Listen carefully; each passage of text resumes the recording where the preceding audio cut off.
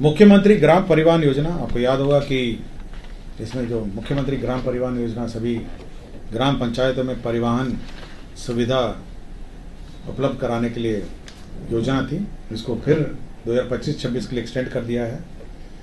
इसका लक्ष्य जो है, शेष लक्ष्य है 12,500 और जो बची हुई राशि है उसका व्यय करने के लिए भी स्वीकृति दी है। तो ये मुख्यमंत्री परिवहन योजना जो है ये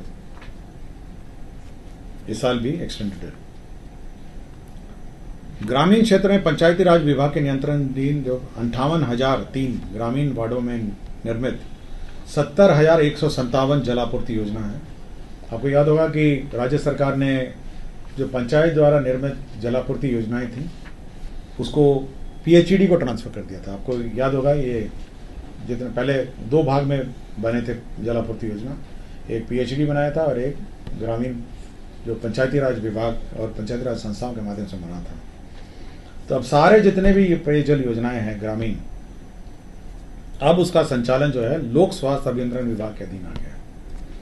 तो जो पंचायती राज से जो गए थे, पीएचडी का तो अपना मेंटेनेंस और रिपेयर की व्यवस्था थी, लेकिन जो पंचायत की जो योजनाएं हैं उसका मरम्मती और उसका मेंटेनेंस अब पीएचडी करेगी।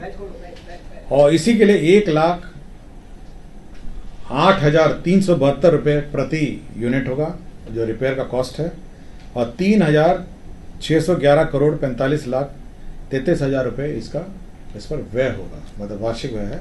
और ये कुल 70,157 योजनाएं हैं। तो ये इसमें जो स्टेट फाइनेंस की राशि भी है, इसमें सेंट्रल जो भारत सरकार जो पंचायती राज संस्थाओं को जो फाइनेंस कमीशन में राशि है वो भी है, और इसके अतिरिक्त जो राशि बच जाएगी वो राज्य सरकार देगी।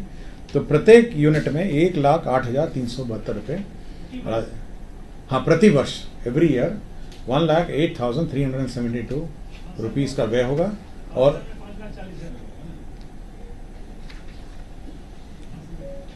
नहीं, प्रत्येक यूनिट का, प्रत्येक पेयजल योजना का ये रिपेयर कॉस्ट है। हाँ, ये हर घर नल योजना है ना सर? हाँ, हर घर योजना है। तो ये पूरा ट्रांसफर हो गया पीएचईडी को। What was the reason sir? क्या रीजन क्या था?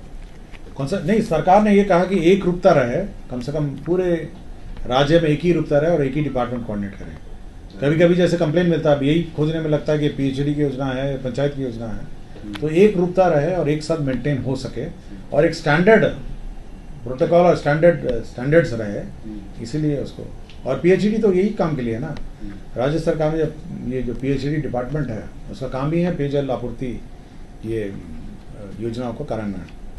क्योंकि सीएम इस पे बड़ा अपना ये मतलब नाखुशी जाहिर किए थे हर घर में। जहाँ तक मेरी जानकारी है कैबिनेट के ब्रीफिंग में ये है कि एक रूपता लाने के लिए, क्योंकि पीएचडी को मिल गए हैं पंचायत की योजना, इसलिए उसको रिपेयर करने की जो प्रोटोकॉल है, फंडिंग सिस्टम है, उसको मैंने आपको बताया। यूनिफॉर्मिटी रहे।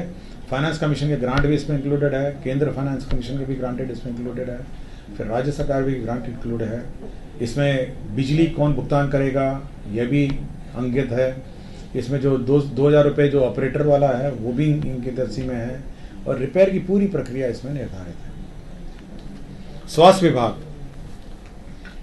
विभाग में जो बीटा थैलेसीमिया मेजर है का निरोधात्मक उपचार, क्यूरेटिव ट्रीटमेंट, जो थैलेसीमिया के पेशेंट्स हैं उसको ट्रीटमेंट के लिए सरकार ने एक योजना लाई है।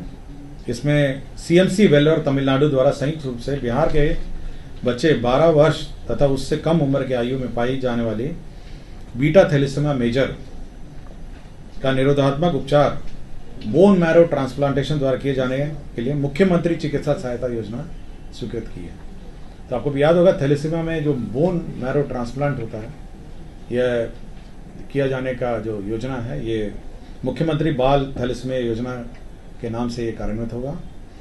और ये पूरे देश में ये पहली बिहार सरकार, राज्य सरकार की योजना है जहाँ थैलेसीमिया पेशेंट्स को भी फाइनेंशियल असिस्टेंस के माध्यम से इनका ट्रीटमेंट होगा।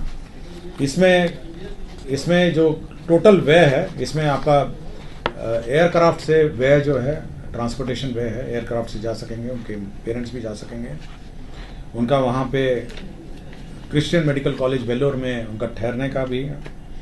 और कुल एक बच्चे पे 15 लाख रुपए का व्यय होगा, 15 लाख रुपीस का व्यय होगा इस थैलेसीमिया बीटा थैलेसीमिया मेजर में जो इलाज होगा। तो 15 लाख रुपीस व्यय होगा और ये बहुत महत्वपूर्ण योजना है।